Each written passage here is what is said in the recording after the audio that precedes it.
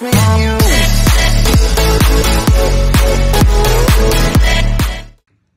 guys, welcome to this episode of Huss Nation, where I give you tips and tricks on the home buying and mortgage process. Today we're going to do a little two-part series here the next couple weeks, so it's going to be the most common questions home buyers and home sellers have. So let's get started here. So a lot of these questions are just general questions online, Reddit, other places. So let's just jump in right here. So the first one would be, what is the first step of the home buying process? So we talked about this in an earlier video, but the first step would be to get that pre-approval or pre-qualification, just to know that, hey, you are a willing and able buyer that can afford the house. So you talk to a lender, talk to a broker, just to make sure that you qualify and can afford what you're gonna buy. So second here is, how long does it take to buy a house? So depending on close dates, the bank, things like that, on average it's usually about 30 to 45 days most homes can close. Obviously, if you're a buyer that is paying cash, then you can close within a week or two. Or if you're just really on the ball, sometimes you can close within 20, 25 days. It really does depend. On average though, it's about 30 to 45 days for most home purchases. Next, what is a seller's market? So a seller's market means that there is a lot of demand in your area for homes, so this would drive up prices. So basically any buyers who are on the fence might pull the trigger because that home might not be on the market for very long.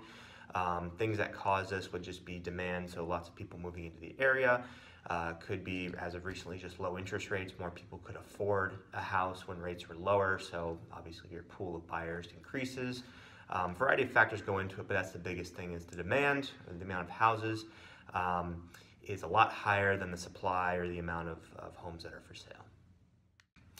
On the flip side, what is a buyer's market? So a buyer's market is basically the exact opposite. So when prices go down and when demand is going down, that is a buyer's market.